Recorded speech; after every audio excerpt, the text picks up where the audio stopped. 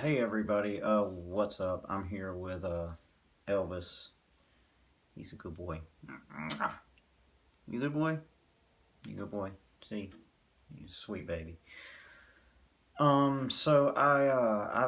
been I posted some memes and a couple little updates, but I've got a video I was planning on shooting yesterday because a lot of it we were gonna do outdoors, just because the day started really nice as far as the weather and everything. It was like 70 degrees when I got up to go to work that morning, and I was like, "Oh, this is really awesome." I've been planning a video that I'm gonna have like a co-host with, basically like a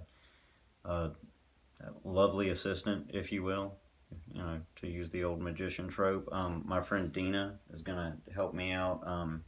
She's basically gonna hold on to Dougie, my Savannah monitor, while I hold on to Lucy and do a video about the difference between lizards and snakes, which most people apparently don't realize is a lot more than just that lizards have legs and snakes don't. There's so much more to go over there. I'm gonna try to get a few more like fun facts compiled before I go through with doing that video as well. And I was also gonna include some of my other reptiles in it, just because I never show them off. And I know that like I show them off on my personal like Facebook account, but I don't really show them on the Professor Snake channel.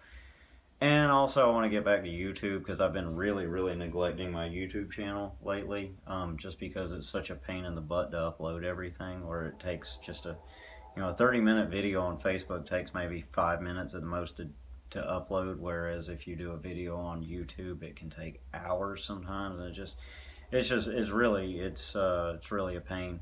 So I'm working on that.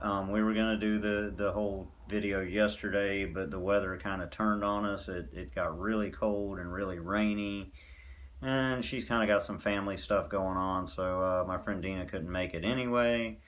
But yeah, I'm gonna do a video, and I'm gonna show. It's gonna have Lucy, my boa constrictor, and Dougie, my Savannah monitor, in it, and we're going to explain the difference between snakes and lizards. And she's gonna be holding him while I hold Lucy, so I can basically point out those different features on each animal and show you guys a little better how to differentiate, because there are legless lizards out there. Just because you see a reptile without legs doesn't mean it's a snake. And it's a fun thing to learn, or it is to me. So I thought that would be a cool video to do for you guys, and I thought it would be fun to show my other reptiles off and get into that. And let's see, what else. What can I cover today, since I'm not going to be able to do the weather, and I kind of want to throw this video on YouTube as well, just to, like I said, I've been neglecting that channel mainly due to like laziness and impatience, and yeah, I've just had a bunch of stuff going on lately. I like took a new position at work, and I don't really like it. I'm not into it, but I mean, it's more money and more hours, so I guess it's okay. But whatever. I guess really with the weather, I guess I could kind of go over, like what to do if you find a snake out in the cold. Because a lot of people who just have that normal compassion for animals, their first instinct is going to be to take it inside and warm it up. And in some cases that can be a great idea. It does depend on, you may have some laws in your state that tell you you can't bring in wild animals. I know we have those laws here in Georgia. Because I do education, like I have a permit, to keep like corn snakes and gray rat snakes, just basically anything native, non-venomous. Fun fact about the state of Georgia here, and one of the big reasons I really just want to get back to Florida, is that in the state of Georgia, it is illegal to own native non-venomous snakes, but it's perfectly legal to own native venomous snakes. However, if you want a non-native venomous snake, you have to get a permit for that as well, which is really weird, because when I got my false water cobra, a friend of mine hit me up and was like, "How did you get that snake? Because you're supposed to have this permit and blah, blah, blah." And I was like, "Yeah, I didn't know about that." And I guess the breeder didn't either. So yeah, that's a whole thing here. And, anybody who knows me personally knows how I feel about laws and regulations. Ha. So yeah, you might find a snake out in your yard, or you might find a snake on the road or something while it's cold outside, and your first instinct is probably going to be to bring it in and warm it up. Which is awesome. It's awesome if you have that kind of compassion. But the thing is, these animals are, a lot of times they're built for whatever wilderness they're living in, and they may not really need your help. Especially like I've seen garter snakes out hunting in snow. It happens. It's not particularly normal, but it does happen. So that's kind of a thing. You never really know what an animal's motivation is for not being where you think it should be. So it might not be the best idea to bring that snake in and try to warm them up. Also, you may be like moving some firewood or something like that and find like a little den. Um, Gopher tortoise burrows down here are where snakes will a lot of times go underground and den for the winter. You may find a gopher tortoise burrow that has indigo snakes and rattlesnakes and rat snakes and king snakes and copperheads and well, uh, cottonmouths and all kinds of things like cohabitating in these dens over winter. Another thing I want to touch on is here in southeast Georgia, Waycross, Georgia, this general area of Georgia, the southeastern area, there are no copperheads here. I have a lot of people telling me that they find copperheads here, and um, now I did have a friend recently contact me. She's in Savannah, a former coworker of mine, and she got in touch with me because she found a copperhead in her yard. And I'm pretty sure I checked, and I think they might be in range there. So I think she was accurate on that. But yeah, here in Waycross there are no copperheads. Most of the time when I see people telling me they've found a copperhead, it's usually a corn snake, and I'm usually going, yeah, you just chopped up free pest control with a shovel. Not that you should chop up a copperhead either. It is always bad to kill a snake. There is never a good reason to kill a snake ever, ever, ever, ever. If you find snakes out in the wild in the cold right now, I might recommend like moving them to a place where they might find it easier to get underground or find shelter. But I don't really recommend bringing them inside, just for the simple fact that, as I've touched on before, reptiles aren't really for everybody. They have a lot of very specific requirements, and we like to think that like, oh, I guess because you only feed them once every few days or once every week or so, that I guess people think that maybe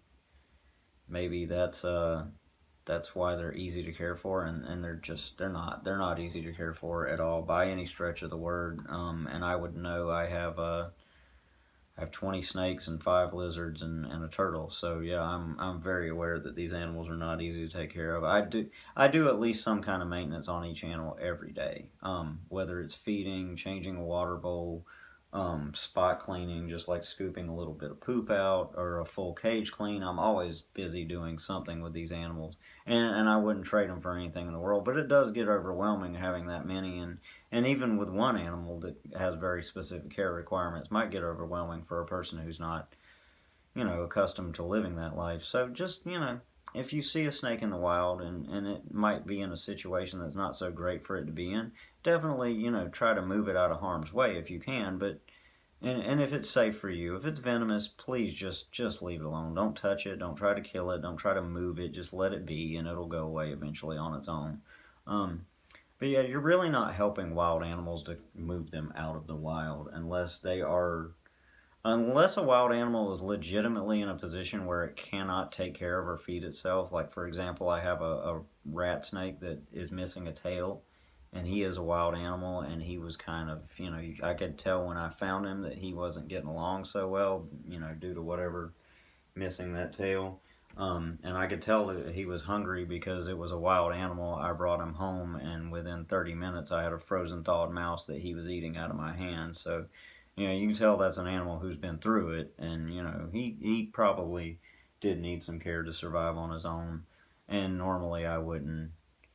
Again, I wouldn't recommend you bringing home a snake like that, but for me, and Mr. Big Heart for the reptiles over here just had to save him. His name is Bran, by the way, like Bran from Game of Thrones, because he's crippled. Um, I guess that's not PC. Was that ableist of me? I'm sorry. I think that's a word. I think that's the word I'm looking for.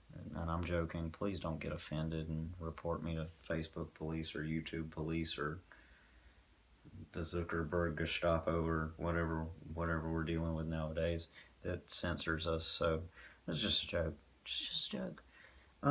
Yeah, just, if you see snakes out in the cold, just let them be out in the cold. That snake probably has a better instinct for what it's supposed to be doing with its life than you do. And I don't say that to be mean or like condescending to anybody. It's just that again, reptiles are a very specialty type of animal, and most people don't really know what they're doing with them. A lot of people that keep them aren't as educated as they would like to think they are either. So that's a thing. But yeah, I just want to give a quick update.